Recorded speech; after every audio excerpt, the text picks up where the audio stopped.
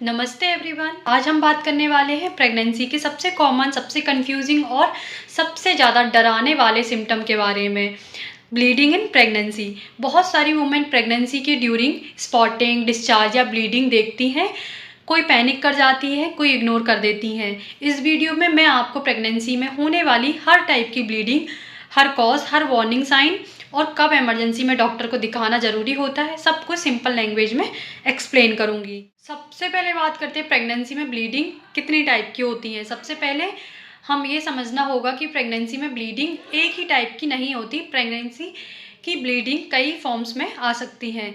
Number 1 implantation bleeding, number 2 first trimester bleeding, number 3 second trimester bleeding, number 4 third trimester bleeding, number 5 spotting versus heavy bleeding and number 6 painful versus painless bleeding and last one number 7 bright red versus brown discharge. Her bleeding का meaning अलग होता है।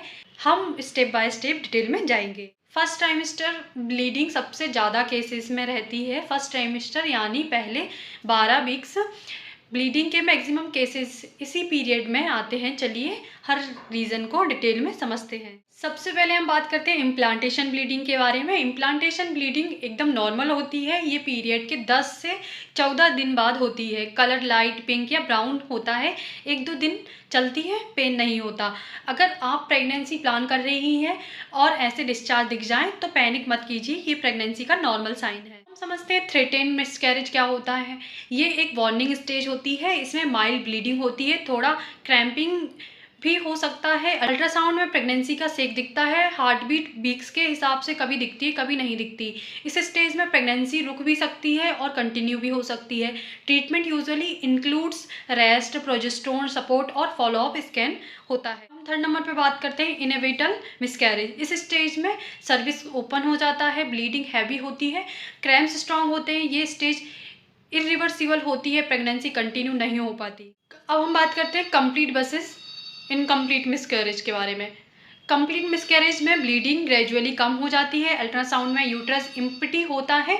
Incomplete miscarriage में uterus में retain tissue होता है, bleeding heavy होती रहती है और कभी कभी डीएनसी प्रोसीजर करना पड़ सकता है। अब हम समझते हैं एक्टोपिक प्रेगनेंसी के बारे में, जो इमरजेंसी होती है। Ectopic pregnancy life threatening emergency होती है। इसमें प्रेगनेंसी यूट्रस के बाहर ज़्यादातर फेलोपियन ट्यूब में होती है। सिम्टम इसके वन साइडेड सीवियर पेन होता है, शोल्डर टिप पेन बहुत ज़्यादा होता है, फेंटिंग होती है, डेजीनेस होती है, स्पॉटिंग या हैवी ब्लीडिंग हो सकती है।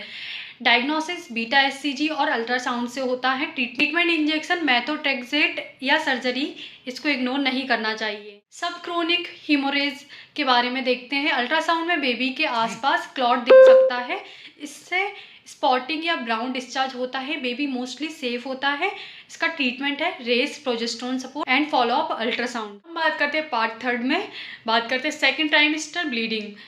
अब सेकेंड ट्राइमेस्टर में ब्लीडिंग कम होती है, लेकिन जब होती है तो दिक्कत बढ़ सकती है। प्लेसेंटा प्रेविया, प्लेसेंटा नीचे होता है और सर्विक्स को कवर करता है। ब्लीडिंग पेनलेस ब्राइट रेड होती है एंड इम्पोर्टेंट सेक्स अवॉइड करें, हैवी काम अवॉइड करें। अगर ब्लीडिंग ज़्यादा हो तो इमरजेंसी एडमिशन लें। इसमें हम बात करते हैं सर्वाइकल के कॉजेज़ के बारे में। सर्वाइकल पॉलिप हो सकती है, सर्वाइकल इरोशन हो सकता है, इन्फेक्शन एंड इंटरकोर्स के बाद ब्लीडिंग हो सकती है। ये यूजुअली डेंजरस नहीं होते, बट चेकअप जरूरी कराना चाहिए। सेकेंड ट्राइमेस्टर में मिसकैरेज होता है, यानी ये रेयर होता है बट हो सकता है। Symptom severe pain, heavy bleeding हो सकते हैं। अब हम बात करते हैं थर्ड ट्राइमेस्टर ब्लीडिंग की।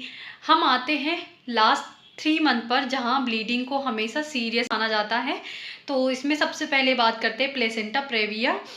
तो वो थर्ड ट्राइमेस्टर में भी ये मेजर कॉज होता है। ब्लीडिंग पेनलेस सडनली होती है, यहाँ हॉस्पिटल विजिट मैंडेटरी है। सेकंड इसमें इमरजेंसी होती है प्लेसेंटल एरप्शन। ये सबसे डेंजरस कंडीशन है। प्लेसेंटा यूट्रस से डिटैच होने लगता है। सिम्टम इसमें होते हैं severe abdominal pain, tight uterus, dark red bleeding, baby की मूवमेंट कम हो सकती है, इमीडिएट हॉस्पिटलाइजेशन रिक्वायर्ड होती है। थर्ड इसमें लेबर रिलेटेड ब्लीडिंग भी हो सकती है। वजाइनल एग्जाम के बाद light spotting, mucus, plug discharge, so bleeding and normal होता है। डिलीवरी नियर होने का साइन होता है। फोर्थ बात करते हैं uterine rupture. Rare but emergency होती है, सीवियर पेन होता है, कंटिन्यूस ब्लीडिंग होती है, फीटल डिस्ट्रेस होता है, मोस्टली प्रीवियस सी सेक्शन या स्कार रप्चर के केसेस में होता है ये। अब हम बात करते हैं bleeding according to colour and quantity.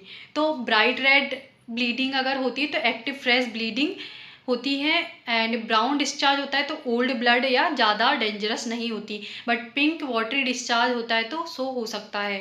And heavy bleeding serious sign होता है, स्पॉटिंग कभी कम कभी नॉर्मल कभी वार्निंग साइन हो सकते हैं। अब हम बात करते हैं इंटरकोर्स के बाद ब्लीडिंग। प्रेगनेंसी में सर्विक्स सॉफ्ट होता है, इंटरकोर्स के बाद थोड़ा स्पॉटिंग नॉर्मल है, लेकिन हैवी ब्लीडिंग हो तो डॉक्टर को जरूर दिखाएं। सेकेंड पॉइंट हम बात करते हैं अब इन्फेक्शन रिलेटेड ब्लीडिंग। ये mostly irritation, itching, white discharge के साथ होता है, प्रॉपर ट्रीटमेंट से ठीक हो जाता है। तो कब इमीडिएटली डॉक्टर को दिखाना चाहिए? Please note this warning science. Heavy bright red bleeding हो तो, अगर क्लॉट्स हों, लार्ज क्लॉट्स हों, सीवियर क्रैम्प्स हों, डेजीनेस हो, फेंटिंग हो, शोल्डर पेन हो, बेबी मूवमेंट कम होना, severe abdominal pain and bleeding with fever, bleeding in second and third trimester, इनमें से कोई भी सिम्टम हो तो डिले बिल्कुल नहीं करना है, तुरंत डॉक्टर से कंसल्ट करना है। अब हम बात करते हैं ट्रीटमेंट ओवरव्यू के बारे में। तो ट्रीटमेंट ब्लीडिंग के कॉज पर डिपेंड करता है, हर केस में सेम मेडिसिन नहीं होती। Progesterone support, bed rest, iron, folic acid and infection treatment, surgical intervention if needed, hospitalisation, admission, placenta previa, abruption, injection, methotrexate, ectopic and DNC, incomplete miscarriage. तो ये सब डिपेंड करता है किस टाइप की ब्लीडिंग है। रिमेंबर, सेल्फ मेडिकेशन प्रेगनेंसी में strict no.